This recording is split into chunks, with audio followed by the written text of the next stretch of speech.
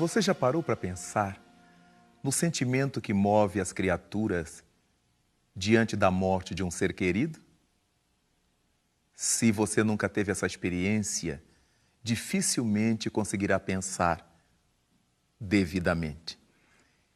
É que a morte ainda no Ocidente é uma grande hidra. As criaturas têm um medo terrível da morte e do morrer. Muito pouca gente se dá conta de que a morte é o reverso da medalha da vida. Para que nós tenhamos vida, há necessidade de que haja morte. No planeta material em que nós nos encontramos, todas as vezes em que falamos do fenômeno da vida, só o falamos porque esse fenômeno está atrelado ao da morte. Para que alguma coisa viva, outra coisa terá que morrer. Para que a planta viva, a semente morre. Para que o pão apareça, temos que triturar o grão. Dessa maneira, para que nós, seres humanos, vivamos, temos que matar tantas plantas para nos alimentar. Alguns animais que alimentam a nossa mesa. Temos que digerir, que deglutir uma quantidade enorme de partículas de vida que estão pelo espaço, pelo ar que respiramos. Temos que gastar uma quantidade muito grande de oxigênio para podermos sobreviver. A morte significa muito pouco no conjunto da vida. Afinal de contas, quando nós pensamos nesse fenômeno do morrer e aprendemos que a morte é consequência do desgaste dos órgãos, nos apercebemos de que começamos a morrer no momento em que nascemos. Quando somos dados à luz e que temos que respirar com nossos próprios pulmões, aí começa o fenômeno da queima, do desgaste do órgão, da morte. Quando nós pensamos nisso, então, temos que ver que a morte é um fenômeno hipernatural. Tudo que nasce, morre. Tudo que é matéria no mundo se transforma. E uma das formas de transformação nós chamamos de morte. Um dos modos pelos quais as coisas se transformam é a morte. Morre a montanha de minério para que surja a montanha de barro, por exemplo. Morre a ostra para que nasça a pérola. E dessa forma nós verificamos sempre essa dualidade, vida e morte, esse claro escuro da vida e da morte que nos acompanha. Então valeria a pena pensarmos nesse dia em que as nossas sociedades ocidentais homenageiam os seus mortos. Chamamos Dia dos Mortos, chamamos Dia de Finados, não importa. O que importa é que dedicamos um dia para prestar homenagem aos nossos antepassados, aos nossos amigos, aos nossos afetos, aos amores nossos que já demandaram o mais além, que já cruzaram essa aduana de cinzas da imortalidade. E no Dia de Finados, encontramos tanta gente verdadeiramente mobilizada por sentimentos de fraternidade, de ternura, de amor, que vão aos cemitérios, que vão aos campos santos, na busca de homenagear aos seus seres queridos. Merece todo respeito essa iniciativa. Nada obstante, percebemos quanto que vamos ficando escravizados dessa situação, imaginando, supondo, pelos aprendizados que fizemos nas nossas religiões, ou pelas coisas que ouvimos falar aqui e ali, que os nossos mortos estão lá. Chegamos a ouvir as pessoas dizerem: eu vou visitar a cova do meu pai, eu vou visitar a sepultura de minha mãe, como se ali estivesse o seu pai, como se ali sua mãe estivesse.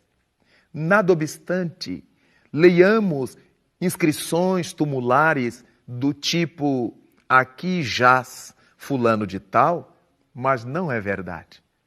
O fulano de tal que nós queremos homenagear não jaz ali na sepultura. Ali estão seus despojos, ali estão seus restos mortais. É como se nós tirássemos uma roupa imprestável e atirássemos essa roupa na lixeira. Esquecemos dela. Deixamos que o tempo cumpra seu papel. Nenhum de nós teria ideia de todos os dias ir lá visitar a roupa velha e imprestável atirada no monturo. Então, nada obstante esse respeito com que nós cristãos encaremos essa relação com os mortos, com o morrer, por mais que nós estejamos com esse intuito de homenagear aos nossos seres queridos, será muito importante criarmos o hábito de pensar neles vivos. Ali, na cova, na sepultura, não jazem nossos entes queridos. Eles jazem, eles vivem, eles vibram na nossa intimidade, nos nossos pensamentos. Eles se movem no mundo dos espíritos.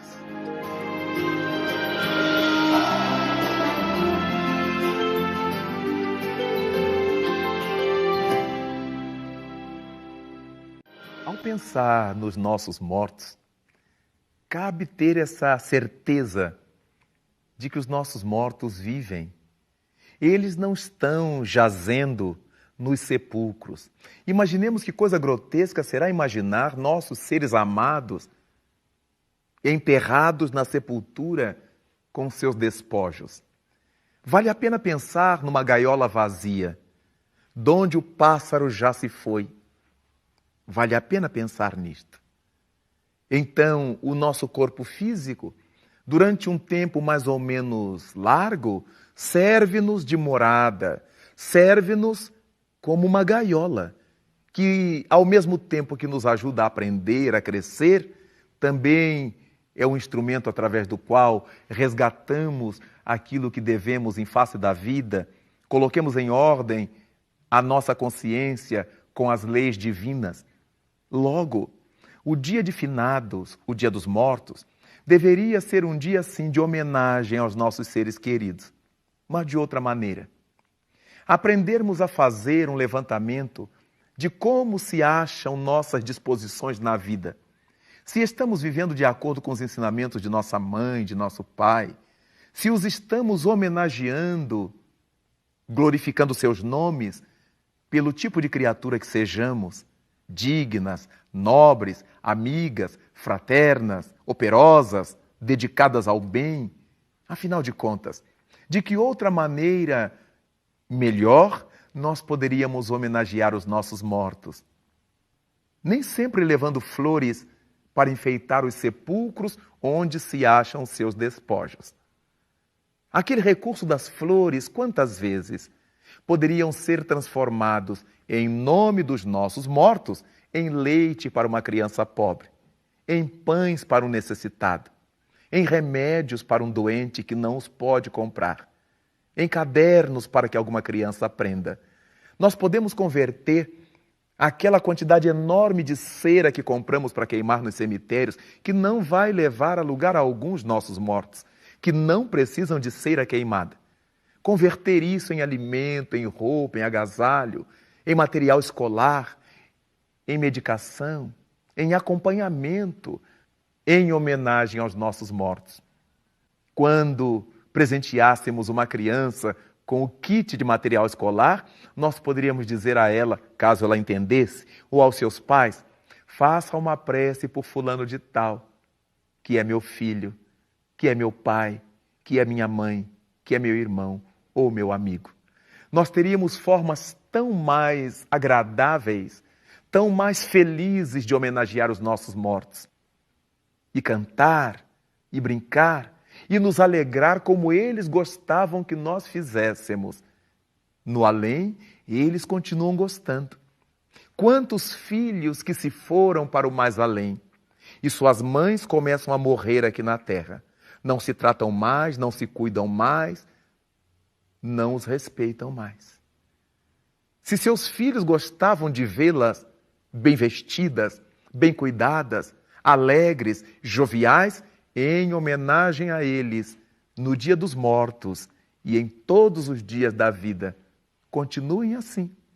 bem cuidadas, dispostas, alegres. O que não nos impede a lágrima de saudade e nunca a lágrima de revolta. Se os nossos filhos gostavam de saber que nós estamos envolvidos em atividade social, em alguma atividade do bem, como voluntários, servindo numa escola, servindo num velhanato, num hospital, vamos continuar a fazer isto em homenagem a eles. Em nome deles, que de onde estiverem, nos aplaudirão, nos incentivarão. Se tivemos nossos entes queridos desencarnados em situações drásticas, pela drogadição, pelo vírus do HIV ou pelo suicídio, mais motivos temos de rogar a Deus por eles, de homenageá-los fazendo toda a cota de bem que nos for possível em honra deles. Não tenhamos qualquer mágoa deles. Não imaginemos que eles estejam perdidos para sempre. Nunca suponhamos que Deus os vá castigar por sua fragilidade. Porque Deus não é um juiz que sentencia. Deus é um pai que ama. E certamente, se nós estamos fazendo as coisas boas para homenagear no dia de finados ou ao longo dos dias do ano os nossos amores que foram para o além por vias naturais ou por alguma enfermidade, o que é que não faremos para homenagear aqueles que saíram de maneira tão triste, tão lastimável da convivência com o corpo físico? Por isto é que a nossa oração por eles deverá partir do nosso coração, do mais íntimo do nosso ser, pensando em Deus como o Pai comum de todos nós, mas nos colocando diante da vida de maneira muito operosa, nos tornando pessoas úteis, a fim de que o dia de finados transcorra para nós como mais um dia em que homenageamos os nossos seres queridos que demandaram o mais além, na vibração, na torcida, fazendo os votos para que os nossos amores, que já se transformaram em estrelas, sejam felizes nessas dimensões do invisível, junto a esse amor incomensurável de nosso Pai Celeste.